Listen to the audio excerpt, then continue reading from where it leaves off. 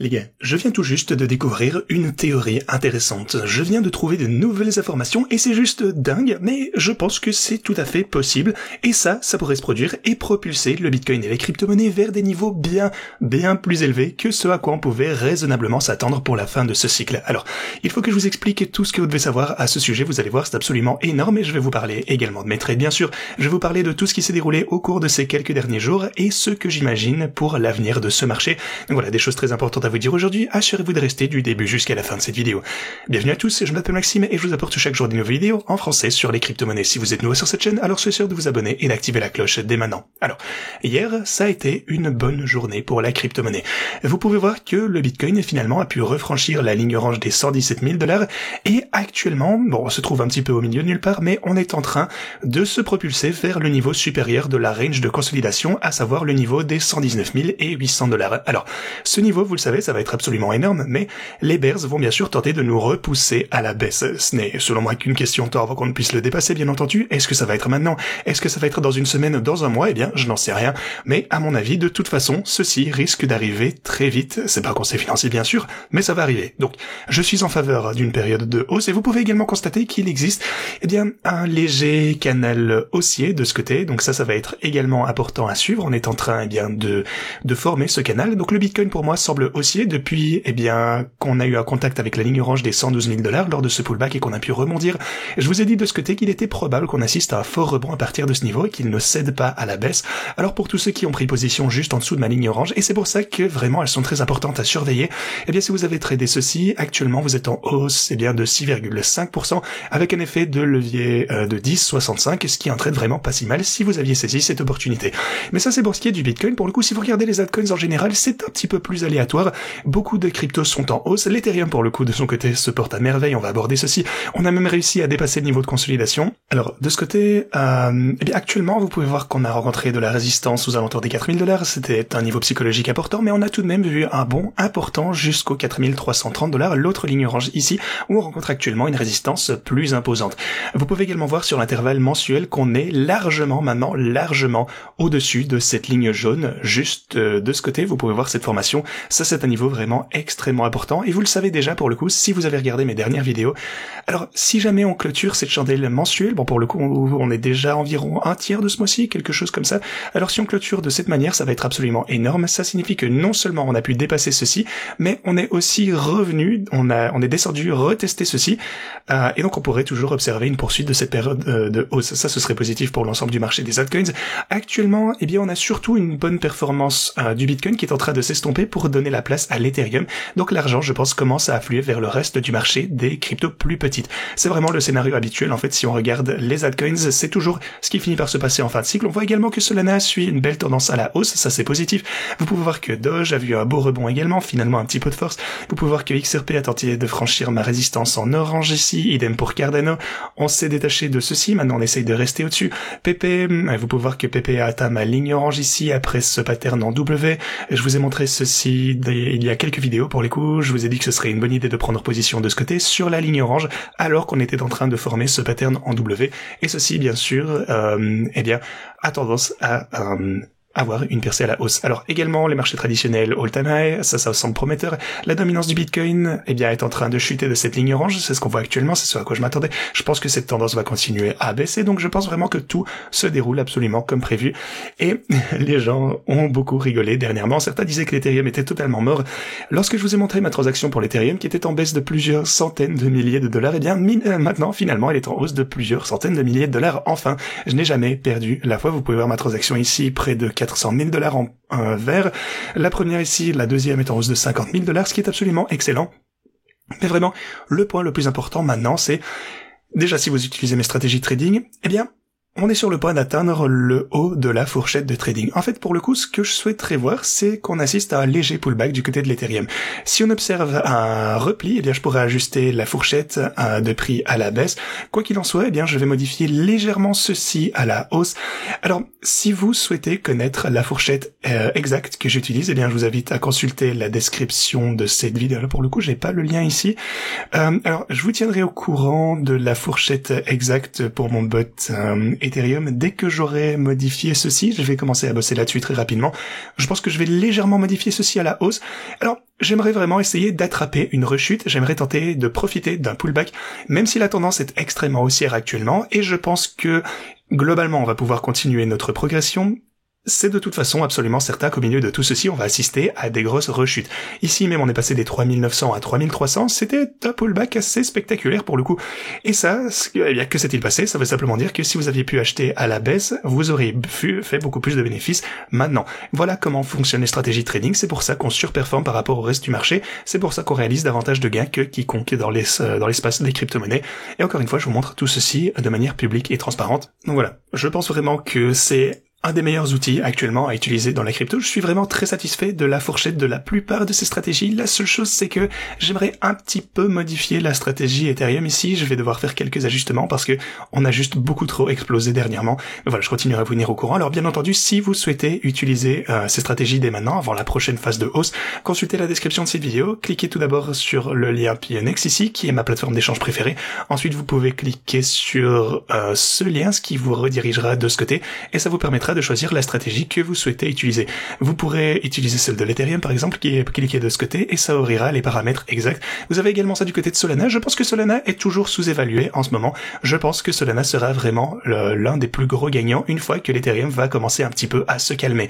Donc, adopter une stratégie Solana, c'est ce que je compte faire maintenant. C'est ce que je ferai en tout cas si j'en avais pas déjà une qui était ouverte.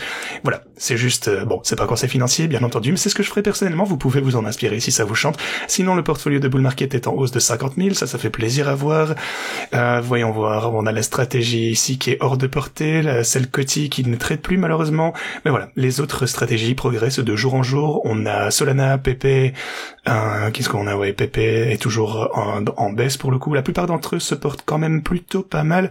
Alors pour ce qui est du défi du x100, eh bien c'est en train de progresser également. Bon, pas celui-ci visiblement. Attendez, laissez-moi voir. Oui, vous pouvez constater que, eh bien ouais, bon, malgré tout, ça progresse un petit peu plus lentement, mais eh bien, chaque jour qui passe, on réalise de toute façon plus de bénéfices sur le bot de Gary. Le Bitcoin n'a pas été très volatile, bien entendu, mais lentement, mais sûrement, de toute façon, on fait davantage de gains, on capitalise pour se rapprocher de l'objectif du million avec le défi du x100 qui est la stratégie Bitcoin, bien entendu.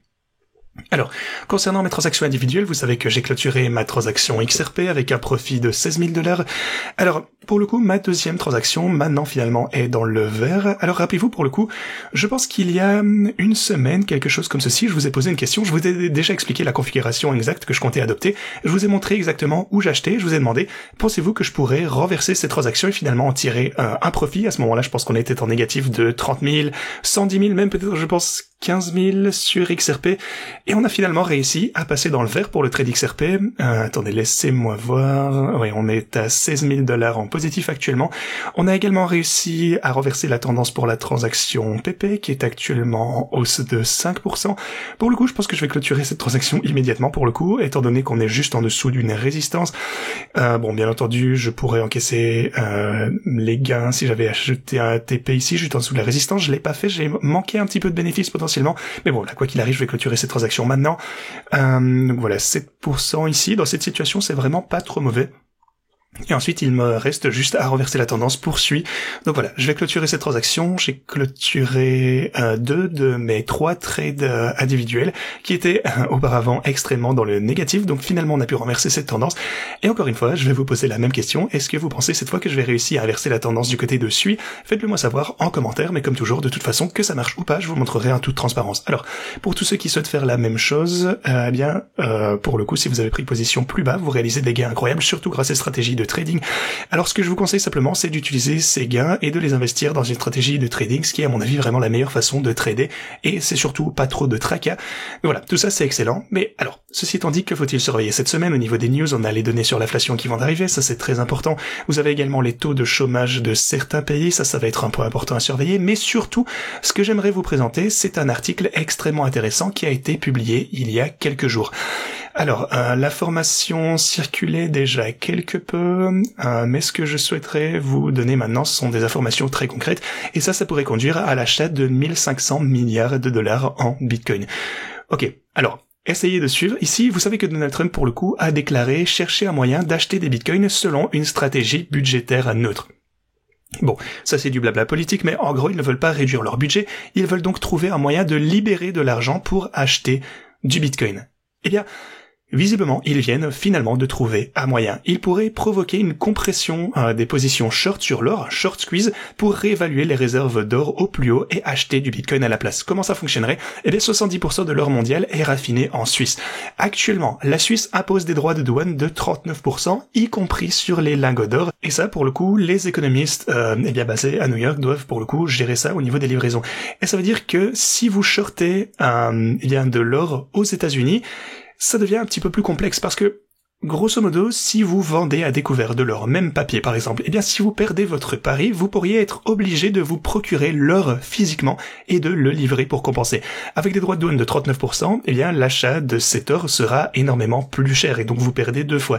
Et ça pourrait entraîner une hausse du prix de l'or vers les $6,000 par once. Et ça permettrait aux États-Unis de réévaluer leurs réserves à 1500 milliards de dollars. Et ceci, eh bien l'argent extra en fait serait ensuite déposé sur le compte du Trésor américain.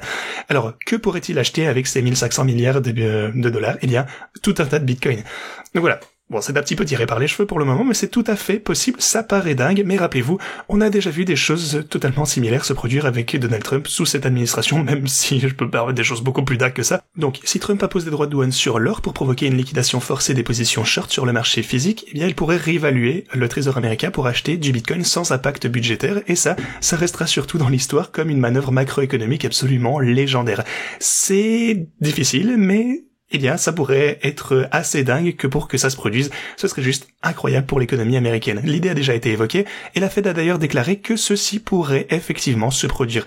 Concernant la dette publique, eh bien, elle a déclaré ici qu'elle pourrait réévaluer ses quantités d'or, donc c'est pas totalement absurde, ça pourrait réellement se produire, c'est dans le domaine des possibilités en tout cas, et ça ce serait un moyen très simple, entre guillemets, pour eux d'acheter davantage de Bitcoin.